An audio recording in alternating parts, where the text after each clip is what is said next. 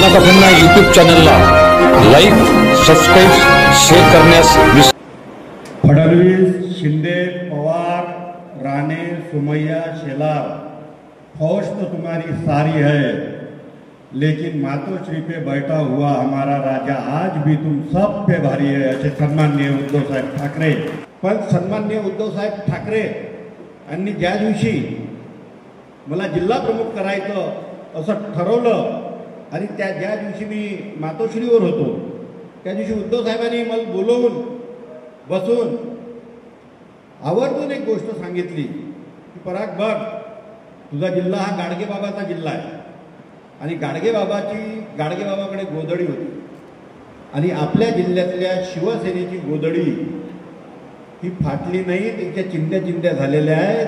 ती गोधडी व्यवस्थित करण्याचं काम आता तुझ्यावर आहे, तुमच्या सहकार्यावर आहे. म्हणून त्या दिवसपासून आम्ही या जिल्ह्यात आल्यानंतर स्वागत समारंभ सत्कार ठीक आहे, कार्यकर्त्याचं पदाधिकाऱ्यांचं आपलं आपल्यावर प्रेम असते, परंतु या जिल्ह्यात आल्यानंतर जिल्हा प्रमुख या जिल्ह्यात होऊन आल्यानंतर सगळ्यात पहिले काम जर कोणतं केलं असेल तर हरामखोर भामटा दादा भुसे जो आपल्याला सोडून गेला त्या गद्दाराच्या गाडीवर सोयाबीनच्या पेंड्या सगळ्या शिवसैनिकांनी मिळून आम्ही सोयाबीनला भाव मिळाला पाहिजे म्हणून फेकल्या होत्या. मी तुमचा नेता नाही आहे आणि तुम्ही काही कामावरची गडी नाही आहे, पण आपल्या पक्षात याच्यानंतर आपण ग्राउंड लेवलपर्यंत संघटना बांधून उद्या आपण कसं आहे, काही लोक फुकटच तिकडेच फुलाके फोडते. आम्ही अमरावतीत असतो तर आम्हाला फोन करते, आम्हाला सांगते फायदा भाऊ हा काहीच कामाचा नाही आहे, फायदा भाऊ तो काहीच कामाचा नाही आहे. जेव्हा काम करायची वेळ असते तर हाच कुठं नसतो जो करते. कारण की मी या मताचा संघटना बांधण्यासाठी 4च लोकांची गरज असते, डझनभर लोकांची गरज नसते, 4च लोकांची गरज असते. ज्याच्याकडे वेळ असते पहिला, ज्याच्याकडे वेळ असते त्याला वेळ दिला पाहिजे. दुसरा, ज्याच्याकडे पैसा असते त्याला पैसा दिला पाहिजे.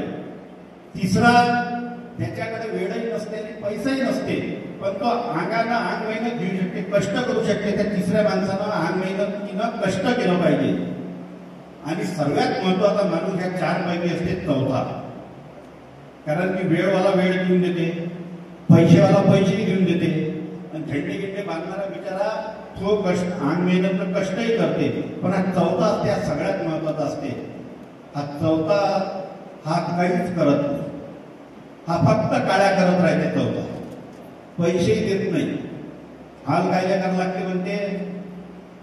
गजूभाऊले विधान भवनात काम असलं पराग भाऊ आलेच नाही तर वेळेवाला म्हणते मला तर सोयाबीन सोमणार त्या दिवशी, मला तर फवारायला जावं लागते त्या दिवशी. आणि कष्टवाला म्हणते मी तिला कष्टही करायचे नसते, राहत तो झोपलाच राहते कार्यक्रमापर्यंत. म्हणून सगळ्यात काराभीक माणूस असते हा चौथा. म्हणून ह्या चौथ्यापासून सावध राहून ह्या 3 लोकांना जर संघटना बांधतो म्हटलं तर एकदम व्यवस्थितरित्या संघटना बांधल्या जाते. आणि म्हणून आपल्यालाही या तालुक्यात, मी काही नवा नाही आहे, मी या मतदार जिल्ह्यातच राहतो, बऱ्याच लोक ओळखतो, मला सगळं माहिती आहे. इथं पैलवान आले, पैलवान गेले, इथं आमदार आले, आमदार खासदार आपल्या भरोश्यावर आमदार खासदार झाले, वापस चालले गेले. काही लोक गजूभाऊनं त्याच्यासोबत केलं, गजूभाऊनंच त्याने आपण उपट केले, वापस मुंबईला पाठवून दिले. असे लोक, या सगळ्या लोकांना मी परिचित आहे. म्हणून तुम्हाला फक्त एवढंच सांगतो, या संघटना बांधणीसाठी जर आपले जिल्हा परिषद सर्कल प्रमुख जर कार्यक्रमाला उपस्थित राहत नसत, अमरावतीत बोलावलं, मुंबईत बोलावलं, एखादा भाग वेगळा, जर अंजनगाव शहरात 10 किलोमीटरच्या अंतरावर जर पदाधिकारी कार्यक्रमाला येत नसन तर पदाधिकाऱ्यांनी कपिल भाऊ हे काम नुसतं जिल्हा प्रमुखाचं, उपनेत्याचं, आमदाराचं, जिल्हा प्रमुखाचं नाही, नुसतं हे काम तालुका प्रमुखाचंही नाही, पण कपिल भाऊ जर कोणी पदाधिकारी हायवे करत असन, कोणी पदाधिकारी पक्षाच्या कामात येत नसन, कोणी वयोवृद्ध झालं असन आणि सर्वात महत्वाचं कोणी गटातटात विखुरला गेला असन, गटबाजी करत असन आणि कोणी मोठ्या मोठ्या नेत्याचे नाव जर सांगत असन तर त्याचा तात्काळ बदलवा. हे जिल्हा प्रमुख म्हणून मी या ठिकाणी तुम्हाला सांगतो. असेच व्हिडिओ पाहण्याकरता पाहत राहा गन्ना काफन्ना यूट्यूब चॅनल, माऊली धांडे, तालुका दरेवर. धन्यवाद.